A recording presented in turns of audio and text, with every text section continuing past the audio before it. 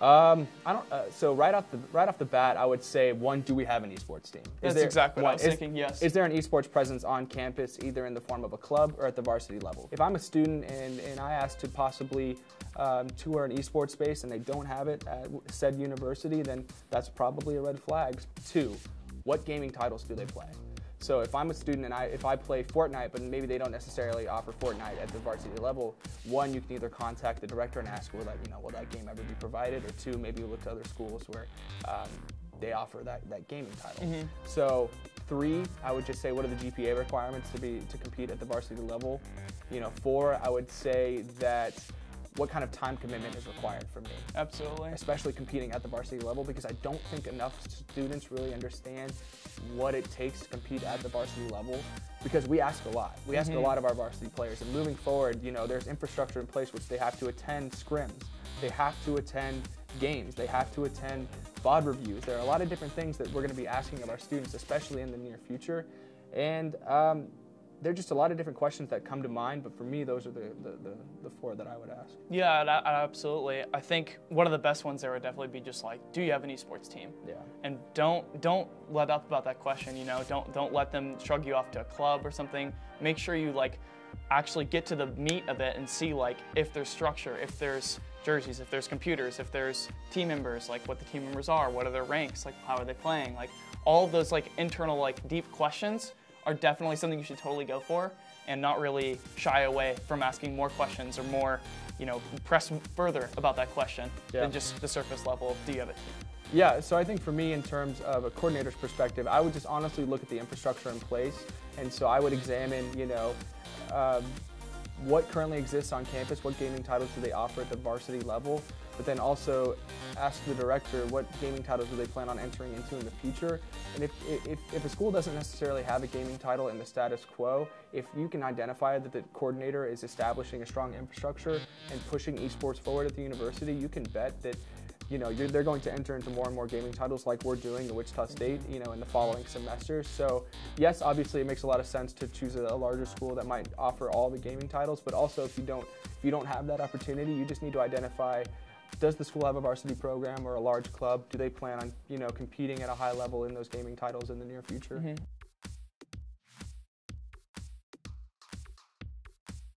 So for me as a coordinator, some good signs of a well-run esports program is, 1, do they have a varsity program? In my opinion, that is key. And so typically with that comes a full-time esports director or coordinator or whatever the position is called at that school. So if I were a student and I was looking to play esports at a high level, I would make sure that university, 1, had a varsity program, and 2, what kind of infrastructure exists in the status quo for me as a student kind of coming into the varsity scene. So I would access their website and see what titles do they currently offer at a varsity level. Is it an opportunity for me to be on that roster? Do I have the skills required to be on that roster? There are a lot of different factors, honestly, that I would consider when it comes to picking a school, but if you really kind of boiled it down to two real topics for me, it would be, do they have a varsity program? Do they have a full-time director?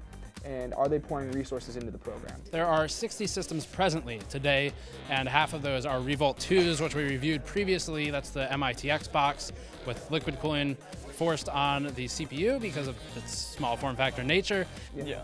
I think for me, definitely, it's kind of the amenities that shows that the school is serious. So if you have jerseys, if you have good computers, good space to play out of, if you have, full-time employees, it really shows that the school is being serious about the program and serious about the team going forward. When you walk in the door, I want you to go, wow.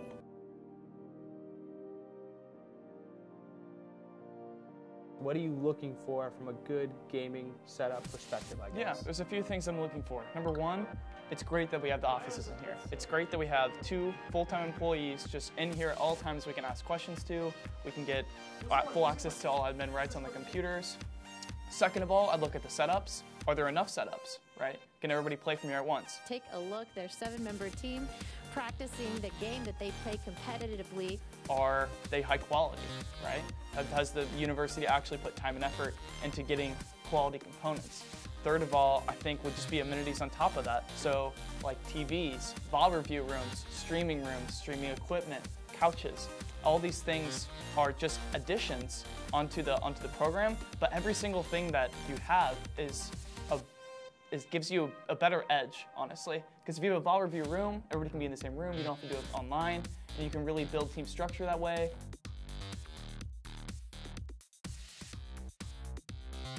I think also a good point is like if the team isn't looking up to snuff compared to you, if you're like one of the best players coming in, I wouldn't be too worried about that as long as the program is legit. Because with games, people can get better. It's not, you don't hit soft caps very easily. People get better very quickly. The program evolves, and if the organization is serious, and if your setups, and if your spaces, and if all of your things are, you know, very legit, it will attract good players. Yeah. So I wouldn't be worried about going into a team in which you think isn't going to be very good, because I guarantee you, as our team has evolved, 3 or 4 different players have been subbed out and subbed in. It changes very quickly, and that's just kind of the nature of esports. Yeah. So.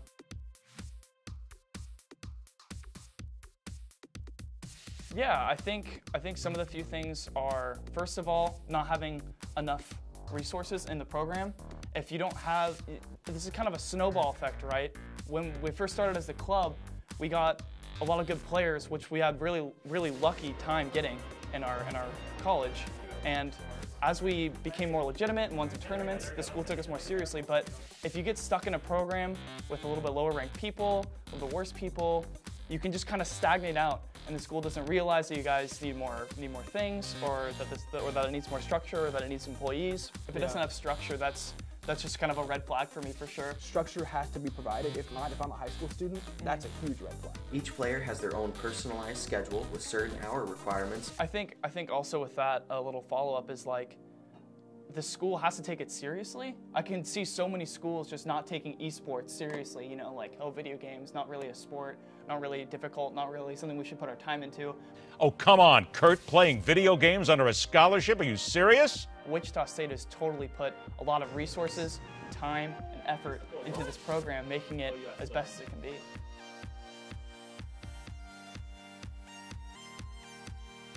I would say for me, I think one of the main things that you need to understand is that there is a delineation between, you know, club and varsity, but you always have the opportunity to compete either through the varsity teams or at the club level. It's just one of those things where that's, you know, not everybody gets to be a part of the varsity basketball team, but that doesn't mean there's not opportunity for you to be a part of it in some certain capacity.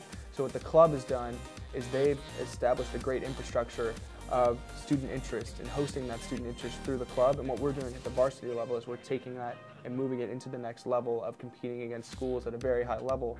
So there will be A teams, B teams, C teams, and those teams will be run through varsity and the club. So just remember, if you're a student and you come here and you don't necessarily get the response that you want when it comes to competing at the varsity level, that doesn't mean that you never will be on the varsity team, especially if you're younger. You know, so my opinion, and what I would say to you is look at the players that we currently have on the roster. What are their SRs? What are they competing at? What level are they competing at? And if you notice that one of our players, is, for example, for Overwatch, can play his average is, you know, 3.8K. Okay, well now you know. Now you have the benchmark. Now you know. Now you know where you need to get if you want to compete at that level. And on top of that, I think one thing I would just like to say is that esports is growing constantly, and like we just got this program, you know, pretty recently, and I think that it just shows that schools are moving forward with this and taking this a lot more seriously. So if you actually love games like I did, and you love grinding, and you have that competitive spirit in you that really gives you a drive to win, gives you a drive to get better, then you're in a great place right now. There's a lot of schools offering things. We here at WSU have an amazing program, amazing coordinators, amazing computers, amazing space. Very exciting stuff. Thanks for watching. Subscribe, and please click the link below.